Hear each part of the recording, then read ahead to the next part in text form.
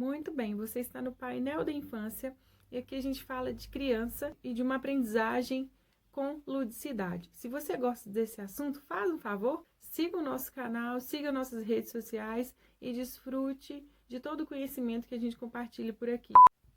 E aí, gente, vocês conhecem aquela criança quietinha, aquela criança que a gente chama às vezes de boazinha, que fica mais quietinha no canto dela, que se manifesta pouco e que às vezes é bem fácil de lidar com elas?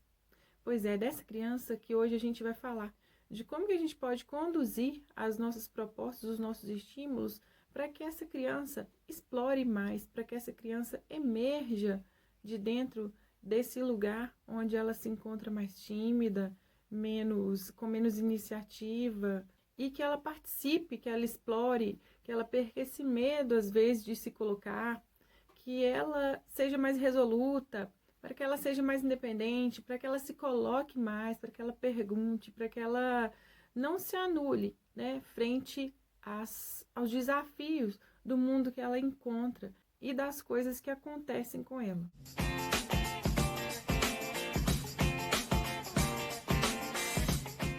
A gente está falando da forma de como essa criança é conduzida, de como o aprendizado dela é mediado. Estamos falando de uma criança passiva que não consegue ter uma criatividade e não consegue ser espontânea.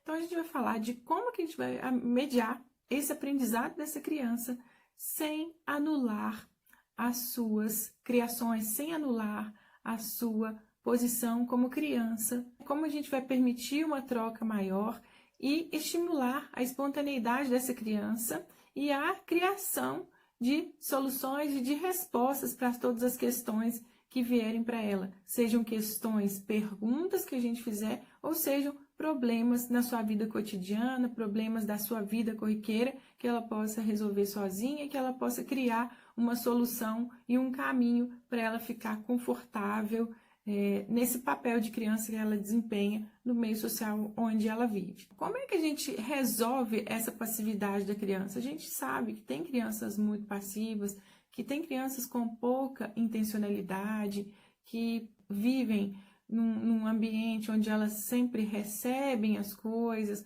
onde elas sempre estão numa posição de receber instruções, onde o adulto ele transmite informações para ela e ela recebe, mas a gente está falando de crianças que na maioria das vezes elas acatam as sugestões que o meio lhes oferece. E aí elas não respondem a isso de forma contrária. São crianças que nunca contrariam, são crianças que sempre recebem e são muito boazinhas. São rotuladas às vezes de crianças boazinhas, de crianças tranquilas, quietinhas, né? A gente está falando de um indivíduo aqui com pouca espontaneidade, um indivíduo que não dá muito trabalho, né? Mas um indivíduo também que cria pouco, cria muito pouco em relação ao meio onde ele vive. Ele é um indivíduo mais dependente do adulto. Então, como que a gente vai conduzir para que a gente diminua um pouco essa passividade e estimule mais criatividade, mais espontaneidade dessa criança e possibilite que essa criança se torne mais resoluta, mais curiosa, mais investigativa? Primeira coisa que a gente vai fazer, que a gente vai pensar e saber, é que a criança, ela se apropria do conhecimento, né?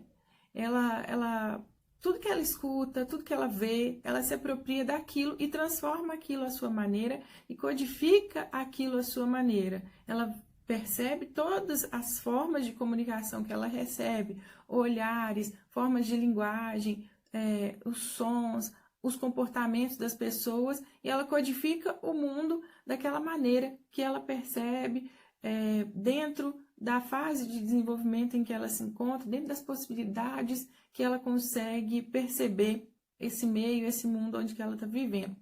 Então, isso é um processo, né, que não deve ser atropelado, porque em cada etapa da vida da criança, ela vai enxergar o mundo de uma maneira. Quando ela está naquela fase sensório-motora, até os 2 anos de idade, ela enxerga o mundo muito pelo corpo, muito pelas sensações, né, muito pelo contato que ela tem com o meio, contato mais físico, um contato mais sensorial. E aí ela percebe aquilo muito, e a percepção dela está muito ligada à afetividade com que o meio permite essas trocas para ela. Eu falo meio, é o meio físico, né? É o espaço onde ela está inserida, o chão que ela pisa, a cama que ela deita, e também o meio social, né? As pessoas com quem ela se relaciona e como as pessoas se relacionam com ela. Então, até os 2 anos, a criança está muito envolvida por trocas afetivas, por trocas sensoriais com o ambiente em que ela está vivendo. De 2 a 6, 7 anos, mais ou menos, ela está num período mais imaginativo, um período pré-operatório, onde ela não consegue ainda relacionar as coisas e comparar as situações para ela tirar conclusões.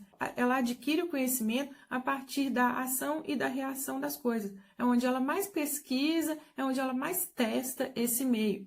E quando ela chega nessa fase mais operatória, a partir dos 7 anos, ela começa a analisar as condições desse meio, ela começa a analisar os resultados, ela começa a analisar aqueles testes que ela fez antes de 7 anos, quando ela não compreendia ainda o porquê e o resultado das coisas, agora ela começa a buscar essa compreensão.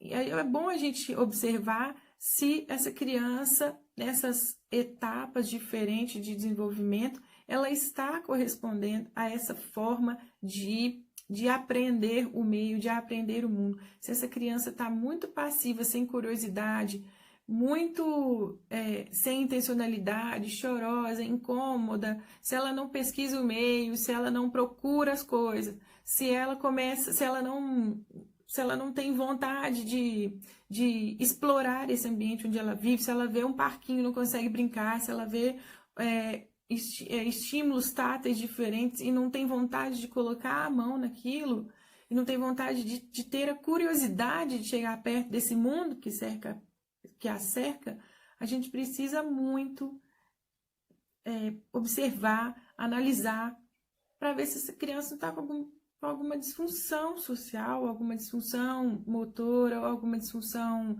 sensorial. É ótimo a gente observar esses detalhes, mas sem neura nesse momento, a gente precisa só observar, né? A gente não vai diagnosticar nada, só observar. A criança precisa explorar esse mundo, a criança precisa receber esse mundo de uma forma afetiva e ela precisa devolver também para o mundo a forma dela. E isso diz muito da condução que o adulto vai dar para isso. Muitas vezes a gente, como adulto, como mediador, né, como pais ou como professores, a gente limita um pouco esse contato com o meio, a gente anula. Por quê? Porque a gente entrega as coisas prontas, porque a gente não permite que essa criança explore, então é bom a gente observar também essa condução. Então, como eu disse, a gente não pode atropelar essa forma com que a criança explora o mundo. Permitir as experiências dessa criança sem a intervenção do adulto é muito importante para que ela crie as suas hipóteses, para que ela consiga ter espaço para pensar, para testar, para criar as suas conclusões, para tirar as suas conclusões em relação ao meio que ela está explorando. Que seja a conclusão mais simples do mundo. Por exemplo, essa bolinha desceu a rampa porque ela está feliz, porque ela quis rolar, porque ela é uma bolinha muito levada, porque ela é uma bolinha muito esperta. Nem que seja uma conclusão imaginária, nem que seja uma conclusão simples ao nosso olhar. A gente precisa deixar. O mundo da criança é diferente do mundo do adulto. A forma que a criança apreende esse mundo é muito única, é muito essencial, né?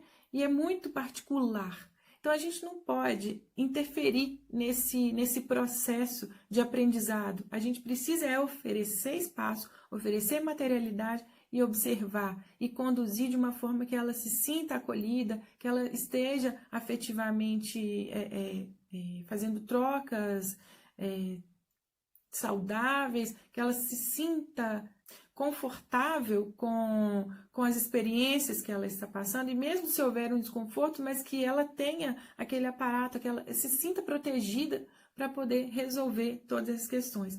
A gente oferece o meio, qualifica esse meio, observa e ampara. Ampara as suas descobertas, ampara as suas explorações nesse meio. Então, a gente precisa o quê? Deixar a criança descobrir as coisas, buscar soluções para os problemas dela e deixar que ela confie nesse meio, nesse mediador, ela confie em si mesma, confie no mundo que ela está tateando nesse momento. Então, a gente adulto, a gente mediador, a gente precisa muito sair da perspectiva de treinamento. Como que é isso? Às vezes a gente quer condicionar essa criança a uma forma de comportamento que, na verdade, é uma expectativa nossa. E não é uma coisa que está sendo natural dela. Às vezes a gente quer colocar a criança dentro de uma caixinha e ela precisa mais ficar fora dessa caixinha. Por exemplo, se eu tenho algum brinquedo ali que é para ela subir, às vezes eu tenho medo que ela suba, que ela caia, mas ela precisa passar pela experiência de subir e de desequilibrar para ela conseguir perceber qual o movimento que ela faz para se equilibrar e para não cair, né? Às vezes a gente tem um espaço que oferece um certo risco para a criança, mas às vezes é um risco porque ela ainda não criou habilidade para ultrapassar aquela barreira, né? Quando a gente permite que ela crie essa habilidade, suba naquele lugar, desça aquele degrau, claro que a gente vai estar do lado ali protegendo para que ela não tenha uma queda, para que ela não se machuque. Quando a gente permite a experiência, a gente está dando oportunidade para a criança dela se descobrir, dela testar o próprio corpo, dela conseguir perceber quais são os seus limites, para ela conseguir perceber o que ela dá conta, o que ela não dá conta, para ela lidar com o medo, com a frustração de não ter conseguido e refazer isso, né? Claro que ela tem o nosso amparo, mas ela precisa dessa experiência sem a nossa intervenção, sem a gente não deixar ela fazer aquilo, a gente precisa deixar a criança explorar, a gente precisa deixar a criança fazer e confiar nela, confiar na possibilidade dela de conseguir ultrapassar qualquer dificuldade que vier no caminho, mesmo se demorar muito tempo para ela conseguir ultrapassar isso. Aí a gente vai direcionando esses passos de ultrapasse desses limites, dessas dificuldades, mas sem fazer por ela, sem interromper esse processo de construção de um conhecimento próprio, que é dela, né? Então, é assim que a gente sai dessa perspectiva de treinamento. A gente não pode entender que a criança é um ser vazio, que ela tem que ser preenchida, porque nós adultos que temos que ensinar, que temos que mostrar o conhecimento. Não, o mundo está aí, o mundo é conhecimento, o mundo é informação. E ela absorve aquilo, e ela assimila aquilo da maneira dela. Ela não é um ser vazio e raso, ela é um ser que constrói, é um ser que troca e produz o conhecimento na particularidade dela, na essência dela. Então, a gente sai dessa perspectiva de treinamento e entra numa perspectiva de construção e de desenvolvimento. Como que é isso?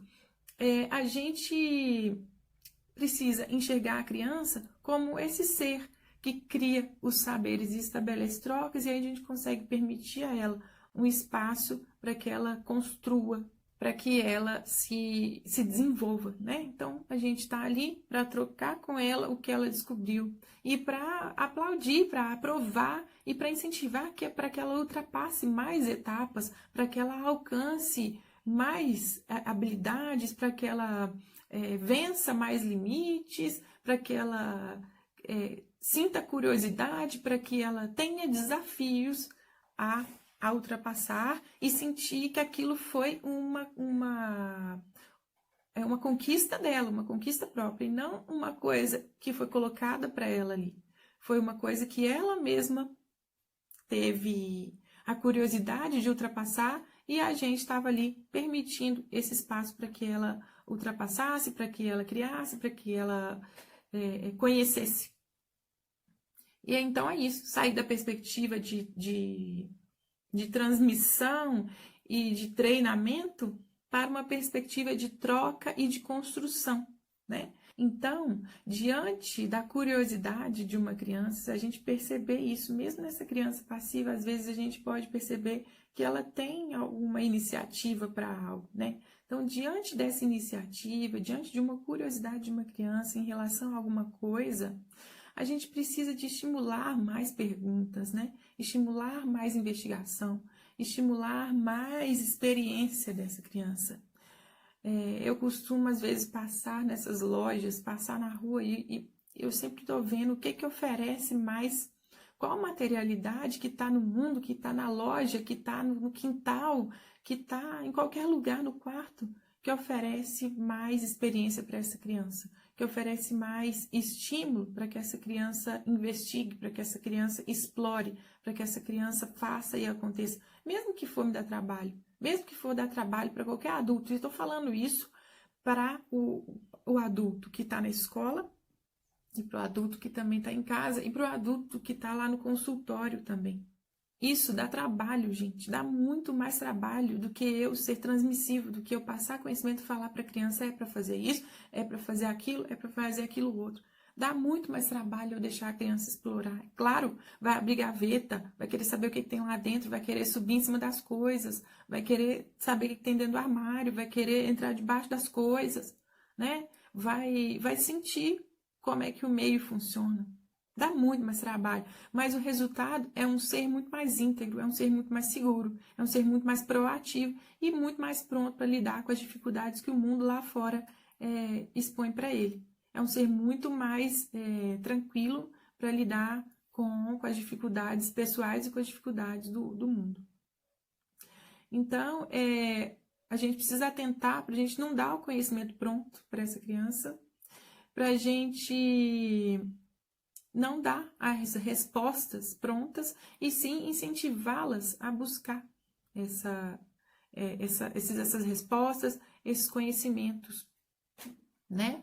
Por exemplo, se eu estou num parque de areia e essa criança, ela está ali colocando areia dentro de um baldinho, e aí ela quer tirar a areia daquele baldinho, ela quer fazer aquele castelinho de areia que às vezes ela viu alguém fazendo, ela tem alguma referência, sempre tem alguma referência, né? Ou às vezes ela quer fazer do jeito dela. Enfim, a criança tá ali com aquele baldinho de areia, ela encheu o balde de areia, agora ela quer tirar. Então aí ela vai fazer o quê? Quando a gente vira o balde de areia e quer tirar para fazer castelinho, a gente tem que dar uma batidinha naquele baldinho e tirar de uma vez, não é? Beleza. Só que a criança está ali tentando, ela faz uma vez, não conseguiu, outra vez, não conseguiu. Aí a gente começa a ficar angustiado. A gente quer fazer para ela, para dar certo, para ela ficar feliz. Mas se a gente deixar ela fazer aquilo e estimular ela a observar, fazer do lado, estimular ela a observar e tentar fazer sozinha, é diferente de eu ir lá e fazer para ela. Porque quando eu faço para ela, eu limito a possibilidade dela descobrir quais os movimentos que ela tem para poder conseguir o resultado. Eu limito a possibilidade dela até desistir se ela quiser. Eu limito a possibilidade dela gostar de um resultado diferente ou dela se frustrar com um resultado que ela não queria e se refazer. Viu como que é sutil? É muito sutil. A nossa condução, ela só precisa sair da transmissão e do condicionamento para a troca e construção. É muito simples, é só mudar o olhar, né? É só a gente mudar o olhar e conseguir conduzir dessa maneira, que é uma maneira mais libertadora. Fica a dica, então. Vamos conduzir essa criança com menos transmissão e mais construção, menos condicionamento e mais trocas, né? Mais espaço para essa criança viver as experiências dela. Eu espero ter ajudado vocês nesse sentido e até o próximo vídeo, onde a gente vai esclarecer mais coisas sobre a infância e sobre a execução das atividades que podem produzir conhecimento e sobre o fazer dessa criança que está muito permeado pelo brincar, que está muito permeado pelas vivências lúdicas. Um abraço para vocês e até o próximo vídeo.